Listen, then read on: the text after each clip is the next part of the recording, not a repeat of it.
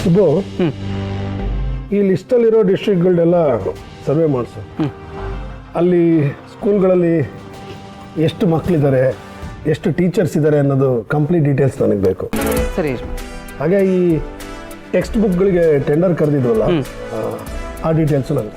ಆ ಡೀಟೇಲ್ಸ್ ಎಲ್ಲ ರೆಡಿ ಮಾಡಿಬಿಟ್ಟಿದ್ದೀನಿ ಯಜಮಾನ್ರೆ.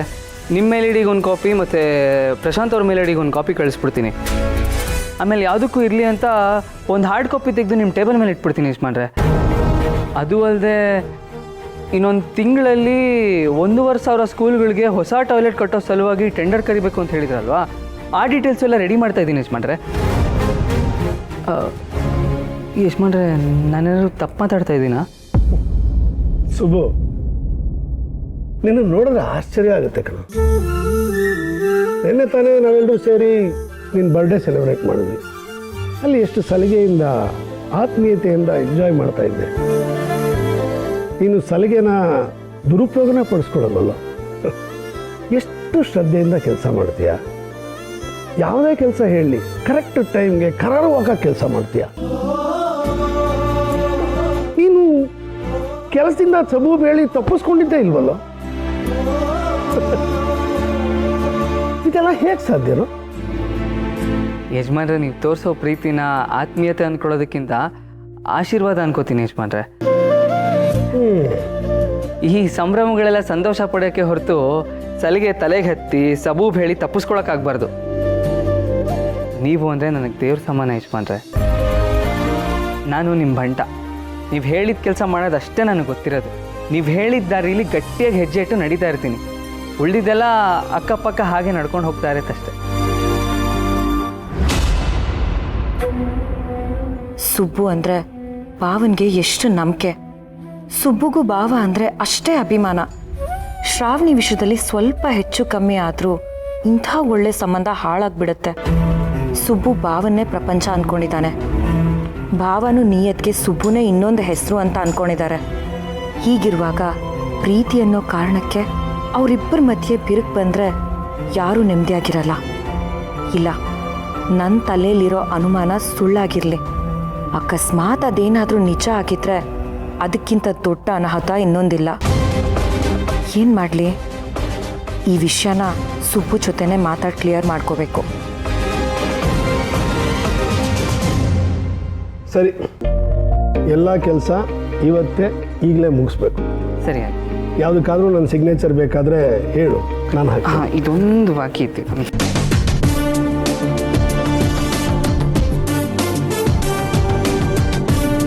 ಆಮೇಲೆ ಸ್ಕೂಲ್ ಇಷ್ಟು ಬೇಗ ತರಿಸ್ಕೊಂಬಿಡ. ಸರಿ, ಓಕೆ.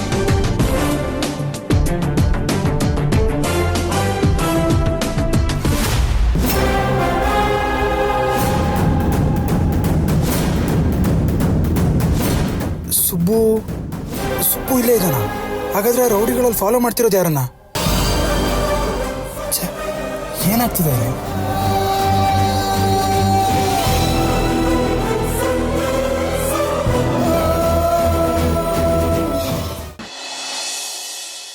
ಇಂದ್ರ, ಕಾಫಿ ಕೊಡೆ. ಬಂದೆ ರೀ.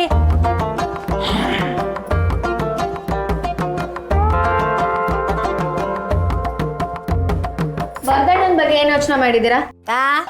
ಅದ್ರ ಬಗ್ಗೆ ಯೋಚನೆ ಮಾಡೋದಕ್ಕೆ ಮನೆಯಲ್ಲಿ ದೊಡ್ಡವರು ಅನ್ಸ್ಕೊಂಡವರು ನಾವಿದೀವಿ. ನಾವು ಮಾಡ್ತೀವಿ, ನಿನಗೆ ಯಾಕೆ ಅದು ಚಿಂತೆ? ನಾನು ವರ್ಧಣ್ಣನ್ ತಂಗಿ, ಯಾಕೆ ನಾನು ಯೋಚನೆ ಮಾಡಬಾರ್ದಾ? ಈ ಮನೆಗೆ ಎಂತ ಸೊಸೆ ಸಿಗ್ತಾಳೋ ಅಂತ ನಾವು ತಲೆ ಕೆಡಿಸ್ಕೊಂಡಿರೋವಾಗ ನಿಂದೇನಮ್ಮ ತಲೆ ಹರಟೆ? ವರ್ಧಣ್ಣಂಗೆ ಹೆಂಡತಿಯಾಗಿ ಬರೋ ಹುಡುಗಿ ಈ ಮನೆಗೆ ಸೊಸೆ ಮಾತ್ರ ಆಗಲ್ಲ, ನನಗೆ ಅದಕ್ಕೆ ಕೂಡ ಆಗ್ತಾಳೆ.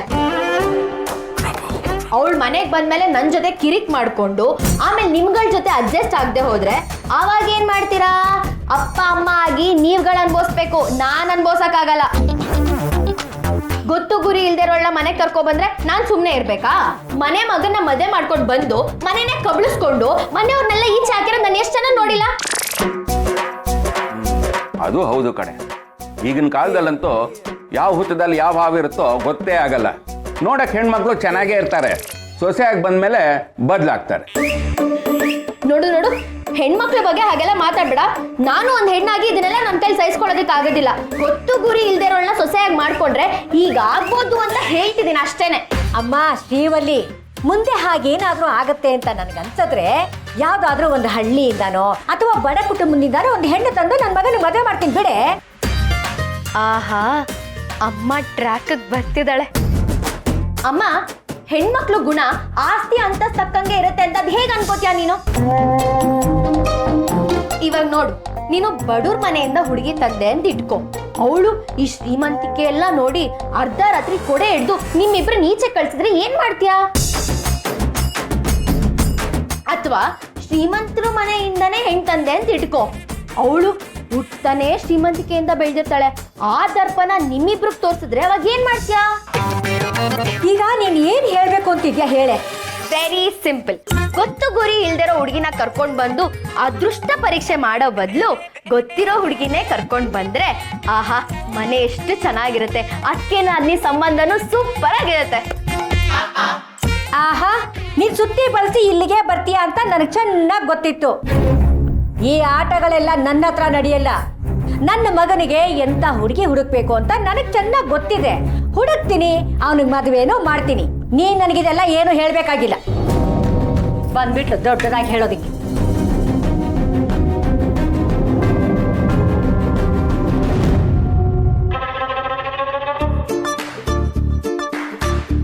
ಅಪ್ಪ, ನೀನಾದ್ರೂ ನಾನು ಹೇಳಿರೋದ್ರ ಬಗ್ಗೆ ಯೋಚನೆ ಮಾಡಪ್ಪ. ಇವಾಗ ನೋಡು, ನಾವು ಗೊತ್ತಿರೋ ಹುಡುಗಿ, ತುಂಬ ಚೆನ್ನಾಗಿರೋ ಹುಡುಗಿ, ತಿಳುವಳಿಕೆ ಇರೋ ಹುಡುಗಿ, ಅದಷ್ಟೇ ಮಾತ್ರ ಅಲ್ಲ, ಅಣ್ಣನ ತುಂಬ ಚೆನ್ನಾಗಿ ನೋಡ್ಕೊಳ್ಳೋ ಹುಡುಗಿ ಏನಾದರೂ ತಂದಿ ಅನ್ಕೋ, ಆವಾಗ ಅಣ್ಣನೂ ಚೆನ್ನಾಗಿರ್ತಾನೆ, ಎಲ್ಲರೂ ಖುಷಿಯಾಗಿರ್ತೀವಿ. ಇವಾಗ ನೀನೇ ನೋಡು, ನಿಮ್ಮ ಮನೆಯವ್ರನ್ನೆಲ್ಲ ದೂರ ಮಾಡಿಕೊಂಡು ಅಮ್ಮನ ಮಾತು ಕೇಳ್ಕೊಂಡು ಇಲ್ಲೇ ಇಲ್ವಾ? ಅದೇ ಥರ ಅಣ್ಣನೂ ಆಗಬೇಕಾ? ಅಣ್ಣ ಏನಾದರೂ ಅವ್ನ ಹೆಂಡತಿ ಮಾತು ಕೇಳ್ಕೊಂಡು ನಿಮ್ಮನ್ನೆಲ್ಲ ದೂರ ಮಾಡಿದ್ರೆ ಅವಾಗ ಏನು ಮಾಡ್ತೀಯ ಹೇಳು? ನನಗೆ ಗೊತ್ತು, ಅಮ್ಮ ಹುಡುಗಿನ ಹುಡುಕಿದ್ರೆ ಅವಳ ಥರ ಇರೋಳ್ಳೆ ಹುಡುಕ್ತಾಳೆ. ಅದೇ ಗುಣ, ರೂಪ ಬೇರೆ ಅಷ್ಟೇ. ಅಪ್ಪ, ಒಂದು ಇಂದ್ರಮ್ಮನ ಟಾರ್ಚರೇ ತಡ್ಕೊಳಕ್ಕಾಗ್ತಿಲ್ಲ. ಇನ್ನು ಪಾರ್ಟ್ 2 ಬಂದರೆ ಏನಪ್ಪ ಗತಿ?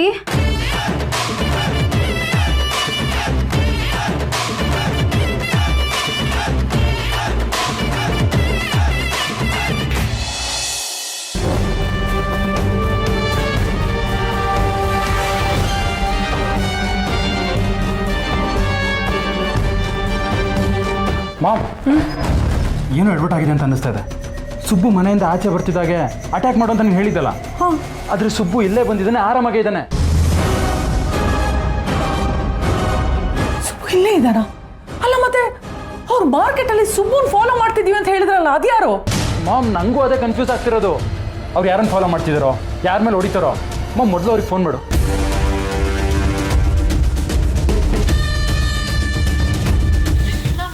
Can't be reached right now.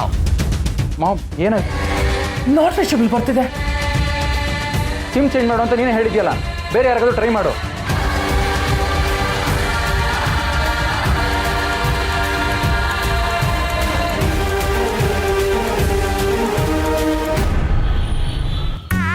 ಇದೇನು ಇಟ್ಟುದಾದೆ?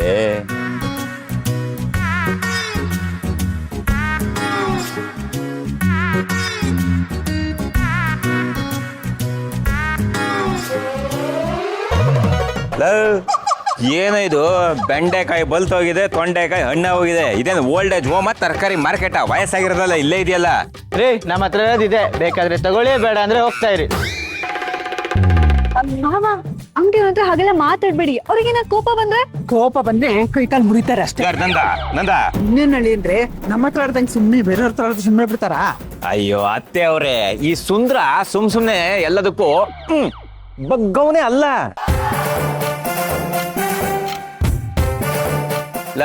ತೂಕದಲ್ಲಿ ಏನಾರ ಮೋಸ ಗೀಸ ಮಾಡಿದ್ರು ನನ್ ಯಾರು ಗೊತ್ತಲ್ಲ. ರೀ, ಯಾರಿಗ್ರಿ ಹೇಳ್ತಾ ಇದ್ದೀರಾ? ನಿಂಗೆ ಅಯ್ಯಯ್ಯೋ, ಏನಿಲ್ಲಪ್ಪ, ನೀನ್ ತರಕಾರಿ ಕೊಡು. ನೀನ್ರೆ ನಮ್ಮ ಹತ್ರ ಆಡ್ದಂಗೆ ನೀವು ಅವ್ರ ಹತ್ರ ಆಡ್ತಾರೆ ಸುಮ್ಮನೆ ಇರ್ತಾರ? ಕೋಪ ಬಂದು ಜಗಳ ಮಾಡಿದ್ರೆ? ಅಯ್ಯೋ ಅತ್ತೆಯವ್ರೆ, ನಿಮ್ಮನ್ನ ಸೇಫ್ ಆಗಿ ಕರ್ಕೊಂಡು ಹೋಗೋ ಜವಾಬ್ದಾರಿ ನಂದು. ನೀವೇನು ಯೋಚನೆ ಮಾಡ್ಬಿಡಿ, ನಿಮ್ ಮನೆ ಹಿರಿ ಮಗ ಇದ್ದಂಗ ನಾನು. ಇವನಿಂದ ಏನು ತೊಂದರೆ ಆಗದೆ ಇದ್ರೆ ಸಾಕು. ಅಪ್ಪ, ನೋಡ್ಕೊಂಡು ಚೆನ್ನಾಗಿರೋದಾಕಪ್ಪ, ಸೀಳೋಗಿರೋದೆಲ್ಲ ಆಗ್ತಿದ್ಯಲ್ಲ. ನಾನು ಅದನ್ನೇ ಹೇಳಿದ್ದು. ಬಿಡು, ತುಂಬಾ ಹಾರಾಡ್ತವನೆ. ರೆಕ್ಕೆ ಕಟ್ ಮಾಡ್ತಾ ಇದ್ ಬಿಡು.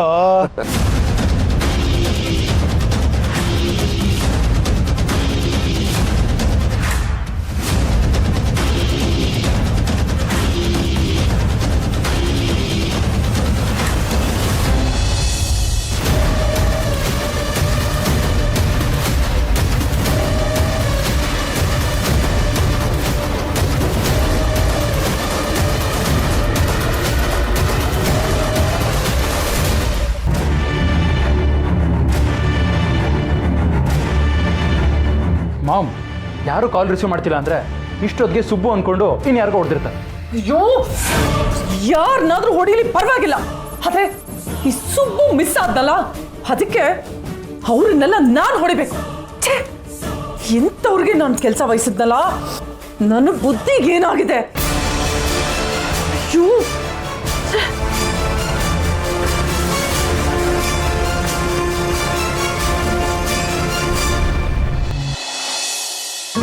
ಪ್ರಶಾಂತ್, ಯಜಮಾನ್ರು ಸಿಗ್ನೇಚರ್ಸ್ ಎಲ್ಲ ಮಾಡಿದ್ದಾರೆ, ನೀವು ತೊಗೊಂಡೋಗಿ ಕೊಡ್ತೀರಾ ನಾನೇ ಕೊಡ್ಲಾ? ಹೌದಾ, ಸರಿ.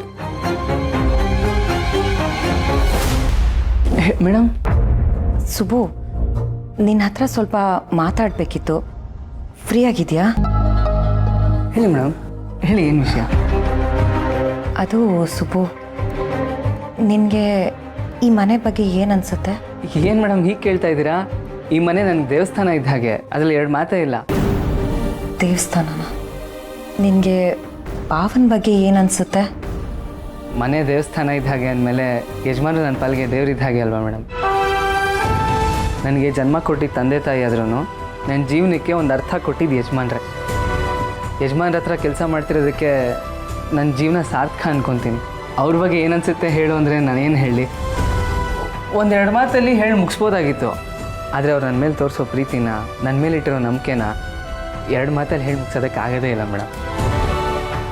ಒಂದು ಅರ್ಥದಲ್ಲಿ ನನ್ನ ಜೀವನೇ ಮುಡುಪಾಗಿಡ್ತೀನಿ.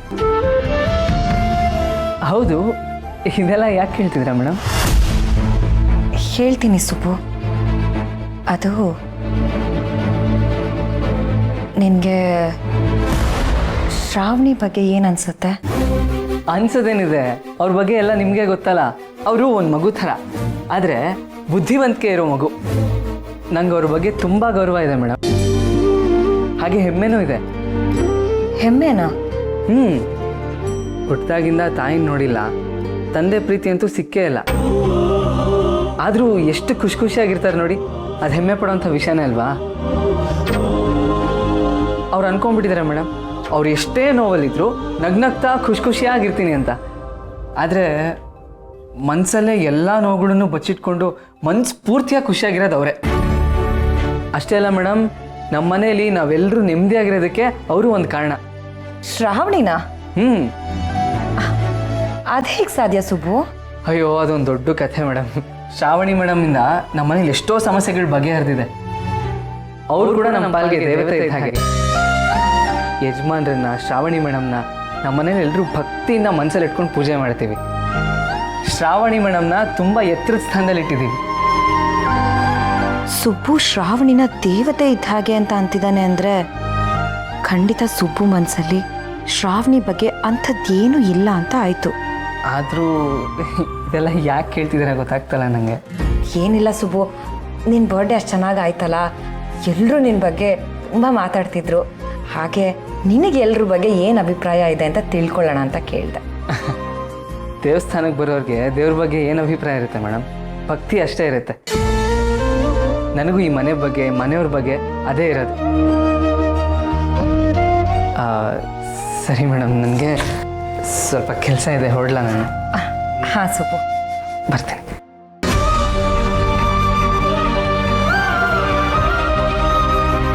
ಭಾವ ಹೇಳಿದ್ದು ನಿಜ ಸುಬ್ಬು, ನೀನು ನಿಜವಾಗ್ಲೂ ಈ ಮನೆ ಮಗ ಇದ್ದ ಹಾಗೇನೆ.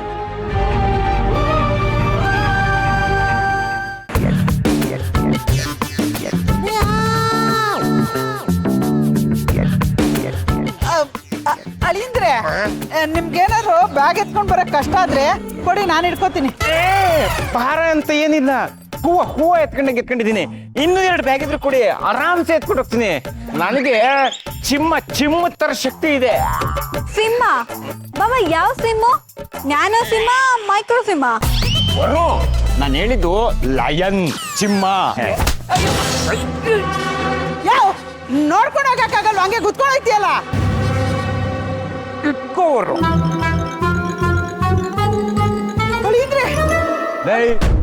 ನಮ್ಮ ಅತ್ತೆನೆ ಕೂತ್ಕೊಂಡು ಹೋಗ್ತೀಯ. ನಿನಗೆ ತಾಕತ್ತಿದ್ರೆ ನನ್ನನ್ನು ಮುಟ್ಬೇಕಿತ್ತು, ಅವಾಗ ತೋರಿಸ್ತಿದ್ದೀನಿ ನಾನು ಯಾರು ಅಂತ.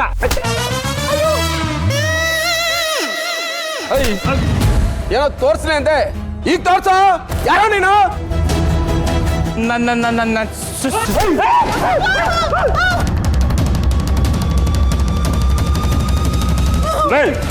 ನೋಡ್ರ ಇವೆಲ್ಲ ಚೆನ್ನಾಗಿರಲ್ಲ ಗೊತ್ತಾಯ್ತಾ ನನ್ನನ್ನು ಎದುರಾಕೊಂಡ್ರೆ ಬೇರೆನೇ ಆಗತ್ತೆ ನೀವೆಲ್ಲ ಮನುಷ್ಯ ಅಥವಾ ಗೂಳಿಗಳು ನಾನ್ ಗೂಳಿನೇ ಆದ್ರೆ ನೀನ್ ನನ್ನ ಕಣ್ಣಿಗೆ ಕೋಳಿ ತರ ಕಾಣಿಸ್ತಾ ಇದ್ಯಾ ನಿನ್ ಕಾಲಿನ ಮುರಿದು ರೆಕ್ಕೆ ಪುಕ್ಕ ಕಿತ್ತಿ ನೀನ್ ಕತ್ತಿ ಇಸುಕಿ ಎತ್ಕೊಂಡೋಗ್ಬಿಡ ಅನಿಸ್ತಾ ಇದೆ ನೋಡ್ತಾ ಇದ್ರ ನಮ್ಮ ಮಗನೇ.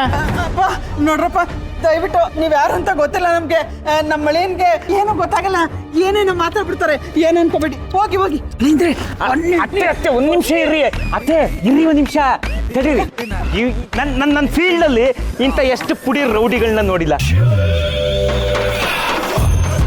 ಅತ್ತೆ ಇವರೆಲ್ಲ ಒಂಥರ ನಾಯಿಗಳಿದ್ದಂಗಿನೇ ಆಯ್ತಾ ಬೋಳ್ತಾ ಇರ್ತವೆ ನಾವು ಹಿಂಗ್ ತಿರುಗಿದ್ರೆ ಬಾವು ಬಾವು ಅಂತ ಕಚ್ಚಕ್ ನಮ್ಮ ಹತ್ರಕ್ಕೆ ಬರ್ತವೆ ಅದೇ ನಾವು ಒಂದ್ಸಲ ಹಿಂಗ್ ತಿರುಗಿ ನಿಂತ್ರೆ ಓಡಾಡ್ಬಿಡ್ತವೆ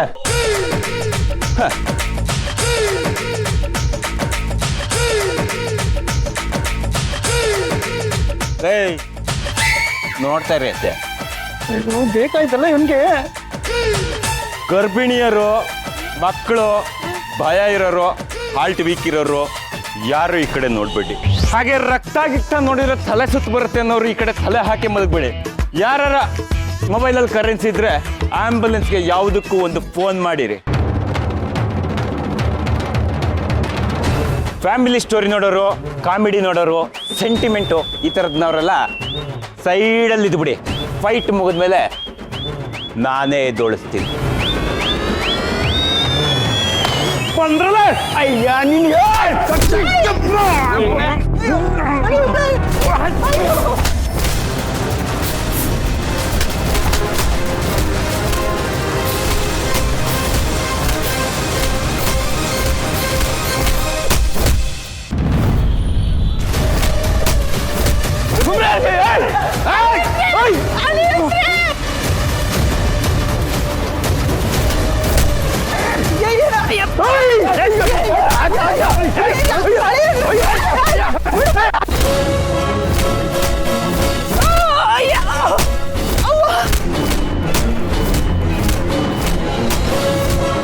ಅಯ್ಯೋ ನಿನ್ ಬಾಯಿ ಮಾಡಾಕೋನೆ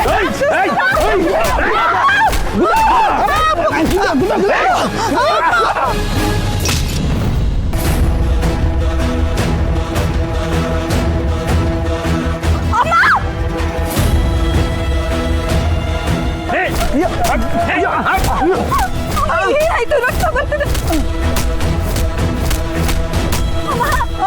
ಅಮ್ಮ